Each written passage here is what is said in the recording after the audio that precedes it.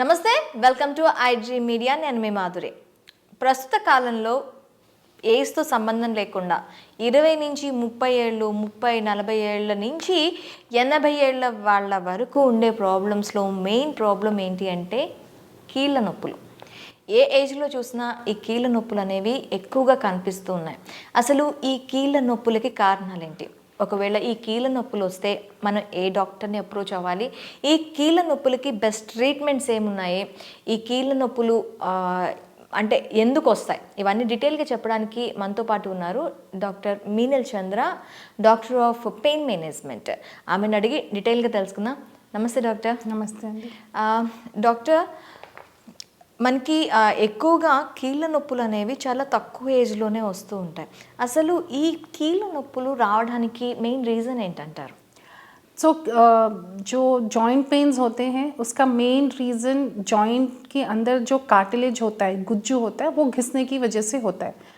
Usually हमारे नी joints में जो कार्टिलेज होता है वो एज के हिसाब से 40-45 के बाद घिसना शुरू हो जाता है, क्योंकि नी जॉइंट हमारा वेट बेयरिंग जॉइंट है, इसलिए नी जॉइंट सबसे कॉमनली अफेक्ट होता है. अदरवाइज जो दूसरे जॉइंट्स होते हैं जैसे शोल्डर जॉइंट, हिप जॉइंट, वो भी अफेक्ट होते हैं, but as compared to knee joint उनका इंसिडेंस कम होता है. अच्छा. वन ऑफ द रीज़न जो है वो कार्टिलेज और गुज्जू लॉस की वजह से होना. There are other causes also, जैसे एक रूमेटॉइड आर्थराइटिस होता है जिसमें हमारे own cells, own body cells हमारे सेल्स को डिस्ट्रक्ट करना शुरू करते हैं. सो मल्टीपल जॉइंट्स का इन्वॉल्वमेंट हो सकता है. इसी प्रकार more than 100 types of arthritis होते हैं हमारे मेडिकल लिटरेचर में, बट इन सब आर्थराइटिस में सबसे कॉमन जो आर्थराइटिस है दैट इज़ ऑस्टियोआर्थराइटिस, जो कार्टिलेज लॉस की वजह से होता है. మీరు నీకి అని చెప్తున్నారు.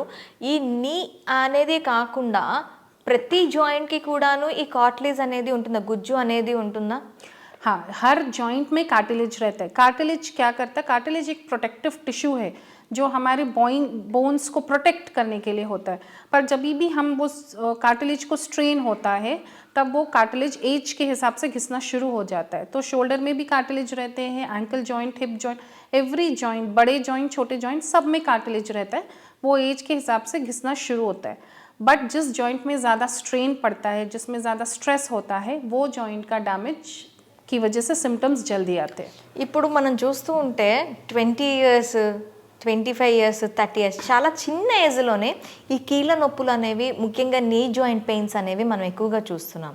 ఇది యంగ్ ఏజ్లో కూడా కనిపిస్తుంది. అలాగే ఎట్ ద సేమ్ టైం ప్రతి ఓల్డ్ ఏజ్ పీపుల్ అనేది దీన్ని బారిన పడుతూ ఉన్నారు. అసలు ఏజ్ దీంట్లోనే ఏ ఏజ్లో ఇది ఎక్కువగా వస్తుంది? అంటే చిన్న ఏజ్లో రావడానికి మెయిన్ రీజన్ ఏంటంటారు? ये जो कार्टिलेज लॉस जैसे मैंने बोला ये एज रिलेटेड होता है. तो यूजुअली 40-45 ईयर्स में कार्टिलेज लॉस शुरू हो जाता है. बाय द एज 50-55 में आते ही पेन्स एंड अदर सिम्टम्स शुरू हो जाते. ये यूजुअल रूटीन की तरह होता. बट जैसे आपने पूछा कि यंग एज में क्यों होता है, यंग एज में बहुत कॉमनली स्पोर्ट्स इंजरीज़ के बाद होता है. जो लोग स्पोर्ट्स में जाते हैं एंड उनको बहुत सारा वॉकिंग, बहुत सारा फिजिकल वार्म अप रहता है, उनके गेम्स रहते हैं, इंजरीज़ होते हैं. तो स्पोर्ट्स इंजरीज़ एक बहुत कॉमन रीज़न है जहाँ पे जल्दी कार्टिलेज लॉस की वजह से ये जॉइंट पेन शुरू हो सकते. सेकेंडली, अगर आपने कभी आपको कुछ इंजरी हुई है, कोई रोड ट्रैफिक एक्सीडेंट हुआ, आप गिर गए हैं, तो जब भी इंजरी होती है उसके बाद कार्टिलेज लॉस का प्रोसेस बहुत जल्दी शुरू हो जाता है. थर्ड जो है आपका लाइफस्टाइल. अभी हमने देखा है कि जो उनको ओबेसिटी होता है, जिनका वज़न ज़्यादा होता है, जिनकी लाइफस्टाइल में स्मोकिंग, ड्रिंकिंग की एक्टिविटीज़ ज़्यादा है और जिनका एक सेडेंट्री लाइफस्टाइल है, उन लोगों को ऐसी चीज़ें जो 40-45 में शुरू होना वो अभी हम देख रहे हैं कि 30-35 में भी शुरू हो रहा है. స్మోకింగ్ అండ్ డ్రింకింగ్ ఇవి కూడాను మనకి మోకాల గుజ్జులో కానీ కీళ్ళ అరుగుదలకి ఎక్కువగా ఇది దోహదపడుతుందంటారా? हाँ, अभी स्मोकिंग क्या करता है? जब भी स्मोकिंग होता है बॉडी डिहाइड्रेट होते हैं. अगर आप ज़्यादा स्मोकिंग करते हैं बॉडी डिहाइड्रेट होता है. सो किसी भी जॉइंट को अच्छा रखने के लिए उसमें जो वाटर कंटेंट का होना बहुत ही ज़रूरी होता है. सो हाइड्रेशन अगर आपका कम होता है so then again smoking could contribute to early osteoarthritis. ఇప్పుడు ఈ గుజ్జు అరుగుదల ఉంటుంది కదా, ఇది మనం అసలు ఈ గుజ్జు అరుగుదల అనేది ఎందుకు అవుతుంది? ये कार्टिलेज जैसे मैंने बोला ना, ये एज रिलेटेड है। जैसे हर बॉडी का एक पार्ट डीजनरेट होता है, जैसे हम 30-35 के होने के बाद हमारा स्किन बताता है, हमारा स्किन 20s की तरह नहीं रहता, हमारे हेयर फॉल शुरू हो जाते। क्यों होता है? Because these are age related changes. उसी तरीके से हमारे जो अंदर के स्ट्रक्चर्स होते हैं, कार्टिलेज है, लिगामेंट्स है, वो भी वीक होते। तो एज के हिसाब से कार्टिलेज लॉस शुरू होता है। क्यों होता है? बिकॉज हम continuously for like so many years, 40-50 years हम लोग अपने जॉइंट को यूज़ करते हैं, राइट। जब हम चलते हैं, जब हम बैठते हैं, तो हमारा नी जॉइंट हमेशा स्ट्रेन पे रहता है। तो वो कार्टिलेज उस पर स्ट्रेन होने की वजह से, एज बढ़ने की वजह से डीजनरेट होते रहता है। तो it's a degenerative condition, ageing process है ये। ఒకసారి మనకి ఈ కార్టిలేజ్ అరిగిపోయిన తర్వాత, అంటే ఈ గుజ్జు అరిగిపోయిన తర్వాత మనకి మ్యాక్సిమం పెయిన్ రిలీఫ్ అంటే పెయిన్ కిల్లర్స్ ఆర్ బామ్స్ మీద ఆధారపడి ఉంటాం. ఈ పెయిన్ కిల్లర్స్ కాకుండా మనం ఇంకేదైనా రెమెడీ ఉందా దీనికి? हाँ, जैसे मैं ये बोला, ये डीजनरेटिव कंडीशन है, तो हर ह्यूमन को ये होगा। कुछ लोगों को 40-45 में होता है, कुछ लोगों को 50-55 में होता है। ये डिपेंड करता है आपका लाइफस्टाइल कैसा है। तो अगर आपका वज़न ज़्यादा है तो अपने वज़न को कंट्रोल में रखिए। अगर आपके एक्टिविटीज़ ऐसे हैं जिसमें आपको ज़्यादा चलना है या ज़्यादा खड़े रहने की ज़रूरत होती है, तो जब आप 40-45 के होते तो उसको थोड़ा कम करना। आप उस वक्त तक काम कीजिए जब तक आपका बॉडी अलाउ करता है। तो एक रिस्ट्रिक्टिंग योर एक्टिविटीज़, अगर ज़रूरत नहीं है तो खड़े मत होइए, आप बैठ सकते हैं। हम लोगों में एक बहुत कॉमन एक मिथ रहता है कि एक्टिव रहने के लिए सीढ़ियाँ उतरना, सीढ़ियाँ चढ़ना अच्छा रहता है, बट 40-45 के बाद यू शुड अवॉइड। आप जितना अवॉइड करें सीढ़ियाँ चढ़ना उतरना, उतना अच्छा रहता है। తర్వాత नीचे ज़मीन पे बैठना अवॉइड कीजिए। अच्छे डाइट्स, जैसे आपके विटामिन डी और कैल्शियम की डेफिशिएंसी ना हो, वैसा डाइट फॉलो कीजिए। तो ये सब चीज़ें अगर आप करते हैं तो जो हम इसको डिले कर सकते हैं। सो एक हेल्दी लाइफस्टाइल मेंटेन करने की वजह से ये प्रोसेस को डिले कर सकते हैं, but everyone will go through this process. ఆ ప్రాసెస్ అంతా ఓకే. ఇంకా మెడికల్ టర్మ్స్లో దీనికి ఏమైనా ట్రీట్మెంట్స్ ఉన్నాయా? అంటే నీ పెయిన్స్ వచ్చాయి అంటే ఖచ్చితంగా అది మార్పిడి చేయాలి, నీ మార్పిడి చేయాలి అంటారు. ఈ మార్పిడి వరకు వెళ్ళకుండా మనకి ఇంకేమైనా ట్రీట్మెంట్స్ అవైలబుల్గా ఉన్నాయా? अभी ये ट्रीटमेंट्स रहते हैं, अभी पब्लिक को इसके बारे में पता नहीं है। तो ये स्टेज 1 से 2, फिर 2 से 3 और 3 से 4 में जाता है। जब भी 3 और 4 में गया तो हम यूजुअली सर्जरी को जाते हैं। बट अभी जो है हमारे नए ट्रीटमेंट आ गए हैं जहाँ पे सर्जरी के बिना PRP ट्रीटमेंट द्वारा, रीजनरेटिव ट्रीटमेंट के द्वारा हम लोग जो कार्टिलेज का लॉस हो गया उसको रीजनरेट कर सकते हैं और फर्दर प्रोग्रेशन को स्टॉप कर सकते हैं। So the latest treatment is regenerative therapy और प्लेटलेट रिच प्लाज्मा थेरेपी। हमारे हर ह्यूमन के बॉडी में प्लाज्मा और ग्रोथ फैक्टर सेल्स होते हैं। इन सेल्स को एक्सट्रैक्ट करके जो भी डैमेज हो गया वो सेल को रीजनरेट कर सकते हैं। So this is a new treatment जो अभी इंडिया में पिछले 10 साल से शुरू हुआ है। एंड हमारे क्लिनिक में हम इसको 7-8 ईयर्स से कर रहे हैं। मोर देन 30,000 पेशेंट्स को ट्रीट किया है। So we are getting very good results. Platelet rich plasma treatment దానికి సంబంధించి అంటే ఎలా చేస్తారు అది? ये प्लाज्मा थेरेपी जो हम करते हैं that is done as a day care. तो ये करने के लिए 2 घंटे जैसा लगता। हम पेशेंट का ब्लड लेते, that is very small amount of blood, 15 to 20 ml blood लेके एक स्पेशल मशीन में उसको स्पिन करते हैं। वो मशीन में कितने रेवोल्यूशंस करने, किस प्रकार का PRP बनाना, वो डिफाइंड रहता है। बिकॉज एवरी ह्यूमन का रिक्वायरमेंट डिफरेंट होता है। सो हर पेशेंट के रिक्वायरमेंट के हिसाब से एक कॉन्सेंट्रेटेड प्लाज्मा निकालते हैं। वो कॉन्सेंट्रेटेड प्लाज्मा से ग्रोथ सेल्स बना करके जहाँ पे डैमेज है उसमें इंजेक्ट करते। ये पूरा प्रोसेस करते वक्त हम मशीन्स में देखते हैं। सो वी हैव मशीन्स जो हमको प्रॉपर एरिया पे गाइड करता है। वो करने के बाद इसको करने के लिए अराउंड 15-20 मिनट्स लगता है। देन पेशेंट हमारे पास हाफ एन आवर 1 आवर के लिए रहता है and then patient can go back. तो ये पूरा एक सिंपल ट्रीटमेंट है जो पेशेंट के ब्लड से ही होता है।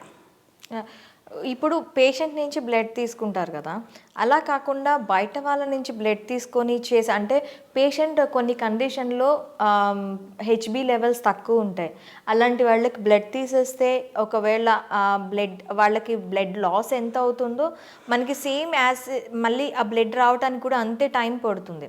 సో ఒకవేళ ఈ బ్లడ్ అంటే పక్క వేరే వాళ్ళ దగ్గర నుంచి తీసుకొని చేసే ఛాన్సెస్ ఏమైనా ఉంటాయా? नहीं, अभी मेडिकल लिटरेचर में हमारे पास कोई भी ऐसा लिटरेचर नहीं है जहाँ पे हम दूसरों का ब्लड लेकर के ट्रीटमेंट कर सके। सो फॉर रीजंस अननोन हमारे पास जो भी है, हम जो भी ट्रीटमेंट करते हैं वो पेशेंट के ब्लड से ही करते हैं। जैसे आपने कहा कि हीमोग्लोबिन अगर कम है और हमने पेशेंट का ब्लड लिया और उसको फिर हीमोग्लोबिन कम होने के चांसेस, ऐसा कुछ भी नहीं रहता, बिकॉज हम सिर्फ 15 to 20 ml ही ब्लड ले रहे। So that amount of blood से कुछ भी डैमेज नहीं होता। So it's is always safe कि हम पेशेंट का ही ब्लड ले, उसको प्रोसेस करके इंजेक्ट करें। इस पूरे प्रोसेस में हम सिर्फ एक ही चीज़ देखते हैं कि पेशेंट का प्लेटलेट कॉन्सेंट्रेशन बराबर है कि नहीं। अगर वो नॉर्मल रेंज में है तो फिर पेशेंट का ब्लड अच्छे से लेकर के वी कैन डू इट। ఇది సేఫే అంటారా? ये मेडिकल लिटरेचर में एक ऐसा ट्रीटमेंट है जिसके कुछ भी साइड इफ़ेक्ट्स नहीं रहते।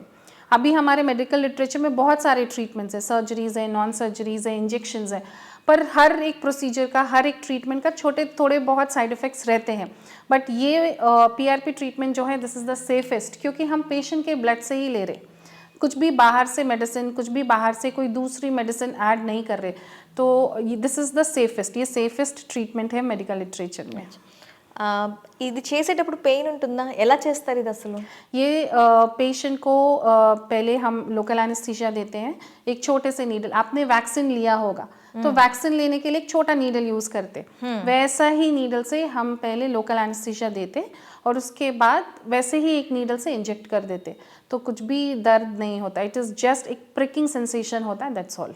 అంటే ఒకసారి ట్రీట్మెంట్ అయిపోయిన తర్వాత వెంటనే వర్క్కి వెళ్ళిపోయే ఛాన్సెస్ ఉంటాయా? అంటే వర్కింగ్ వాళ్ళు ఉన్నా కూడాను, ఇప్పుడు ఇంట్లో నడవలేక ఉంటారు కదా, అలాంటి వాళ్ళు వెంటనే నడవటానికి దానికి స్కోప్ ఉంటుందా? हाँ, ऐसा ही है, क्योंकि हमारे जो पेशेंट्स होते हैं वो करने के बाद 15-20 मिनट्स के बाद जैसे हमारे पास चल के आए थे वैसे ही चल के वापस जाते। तो ये ट्रीटमेंट के बाद बेड रेस्ट की कुछ भी ज़रूरत नहीं होती। कई बार यंग पेशेंट्स जो अपने लिगामेंट इंजरीज़ के लिए आते हैं, वो आते हैं ट्रीटमेंट लेने के बाद, they go back to office and they do their work. वैसे ही जो फीमेल्स भी आते हैं वो घर जाकर के अपना काम जैसे रूटीन के हिसाब से होता वैसे कर सकते। So there is bed rest की तो बिल्कुल भी ज़रूरत नहीं है, एंड अपने डेली रूटीन को immediately they can come back to normal. ప్రతి ట్రీట్మెంట్లో సైడ్ ఎఫెక్ట్స్ అనేవి ఎక్కువగా ఉంటాయి, మరి ఈ ట్రీట్మెంట్లో ఏమైనా సైడ్ ఎఫెక్ట్స్ ఉంటాయా మనకి? जैसे मैंने बोला, ये ट्रीटमेंट सेफेस्ट ट्रीटमेंट है क्योंकि हम पेशेंट के ब्लड से ही ले रहे, तो हम बाहर से कोई भी मेडिसिन तो यूज़ नहीं कर रहे। So this is the safest treatment, कुछ भी साइड इफ़ेक्ट्स कॉम्प्लिकेशंस नहीं होते हैं, बेड रेस्ट की ज़रूरत नहीं है, पेशेंट आके ट्रीटमेंट लेके नॉर्मल एक्टिविटीज़ कर सकते हैं।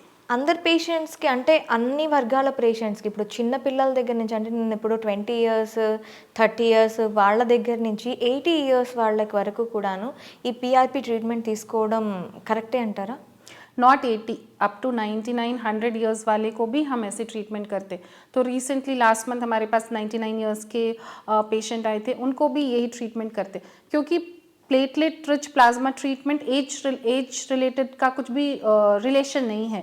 हर 99 ईयर्स वालों को भी ग्रोथ फैक्टर्स होते, छोटे बच्चों को भी ग्रोथ फैक्टर्स होते, तो हम जो है उनके ग्रोथ फैक्टर्स को ही एक्सट्रैक्ट करके डाल रहे। सो एनी एज में, किसी भी एज में, किसी भी एज ग्रुप में ये अच्छा काम करता है।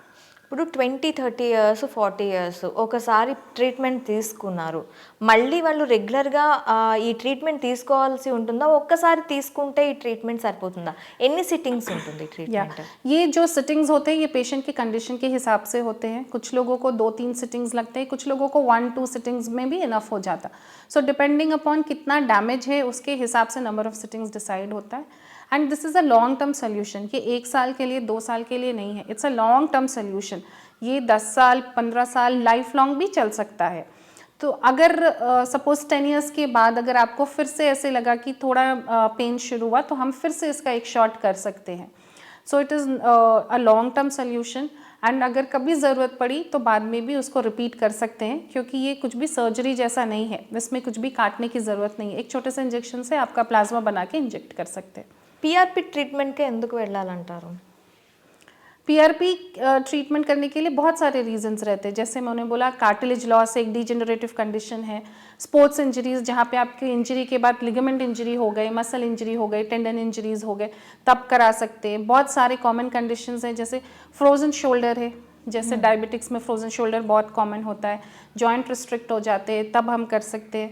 हमने देखा है कोविड के बाद यंग पेशेंट्स आते हैं एवियन हिप लेके, so avian hip is a condition जहाँ पे आपके हिप जॉइंट का ब्लड सप्लाई कम हो जाता है, तो ऐसे कंडीशंस में कर सकते हैं।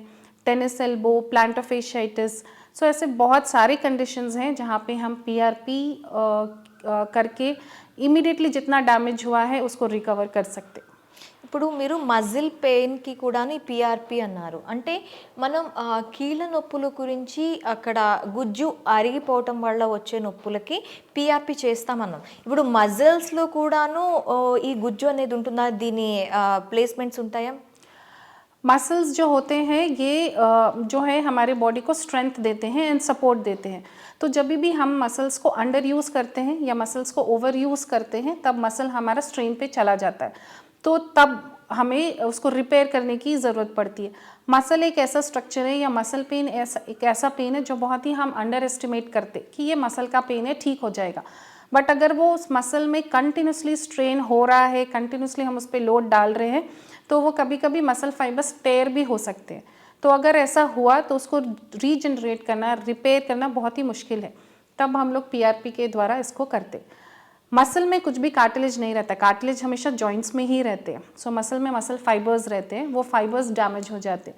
उन फाइबर्स को रीजनरेट करने के लिए हम पीआरपी ट्रीटमेंट करते हैं। అంటే వేరు వేరు ట్రీట్ అంటే బాడీ మజిల్స్, బోన్స్, అలాగే హెయిర్, ఈ ప్రతి ట్రీట్మెంట్కి కూడాను మనకి కావాల్సిన మాలిక్యూల్స్ని రీజనరేట్ చేసి అవి ఇంజెక్ట్ చేస్తారు, అంతేనా? करेक्ट है। हर बॉडी पार्ट के अपने एक मदर सेल्स होते हैं। अगर हमें बोन को रीग्रो करना है तो बोन सेल्स चाहिए, अगर कार्टिलेज रीग्रो करना है कार्टिलेज सेल्स चाहिए, अगर लिगामेंट को रीग्रो करना है लिगामेंट सेल्स चाहिए। तो हमारे जो मदर सेल्स होते हैं उनको ही एक्सट्रैक्ट करके उससे जो सेल चाहिए, जो पार्ट को रीजनरेट करना है वैसे सेल्स प्रिपेयर करके वहाँ पे इंजेक्ट करते। तो मसल के डैमेज के लिए कर सकते हैं, लिगामेंट हीलिंग के लिए कर सकते हैं, जॉइंट्स के लिए कर सकते हैं। वैसे आपने सुना होगा हेयर रीग्रोथ के लिए करते हैं, स्किन रिजुविनेशन के लिए करते हैं। अभी गायनेकोलॉजिस्ट भी डिफरेंट वेरियस बॉडी पार्ट्स के लिए यूज़ करते हैं। तो ये हर एक बॉडी सेल्स को रीजनरेट करने के लिए यूनिक सेल्स होते हैं, उन सेल्स को रीजनरेट कर सकते हैं।